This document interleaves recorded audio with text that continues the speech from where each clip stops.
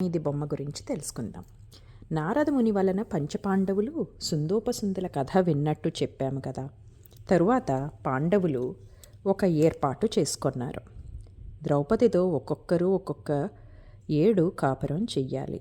ఆమె ఎవరింటిలో ఉంటే ఆ ఇంటికి తక్కిన నలుగురు పోకూడదు. ఒకవేళ వెళ్ళడమే తటస్థించినట్టయితే 12 నెలలు తీర్థయాత్ర చేసుకురావడమే ప్రాయశ్చిత్తం.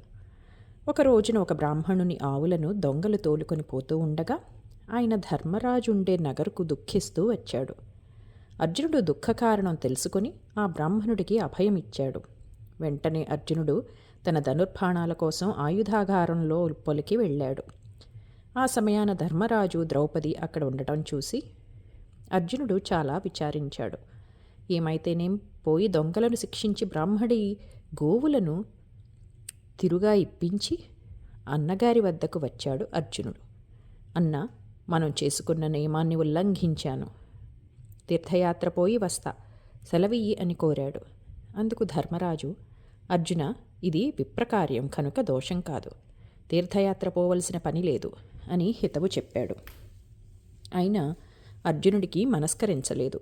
మనమే ధర్మం తప్పితే లోకమేమనుకుంటుంది, వెళ్ళే తీరుతాను అంటూ అర్జునుడు బయలుదేరాడు. అర్జునుడు తన యాత్రలలో అనేక పుణ్యనదులలో స్నానం చేసి దేవతర్పణములు పితృతర్పణములు చేస్తూ వచ్చాడు. అతను గంగానదిలో మునిగేసరికి ఉలూపి అనే నాగకన్య అర్జునుడి చెయ్యి పట్టుకొని యువతలకు రానియకుండా అతనిని నాగలోకంలో ఒక దివ్య భవనం చేర్చింది. ఇది ఏమి సాహసం? నీవెవర్తవు? ఇది ఏ దేశం? అంటూ అర్జునుడు ప్రశ్నించసాగాడు. అందుకామె, నేను కౌరవ్యుడనే నాగరాజు పుత్రికను.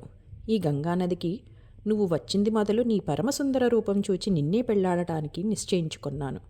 కాదంటివా? నేను పరలోకానికి పోవలసిందే, కరుణించు, పుణ్యం కట్టుకో అంటూ అర్జునుడి పాదాలు పట్టుకొన్నది. అర్జునుడు ఉలూపిని గాంధర్వ విధిగా పెళ్ళాడి ఆమె కోరిక నెరవేర్చాడు. ఇదండి వాటి మన కథ. మళ్ళీ ఇంకొక కొత్త కథతో మీ ముందుంటాం. అంతవరకు సెలవా మరి.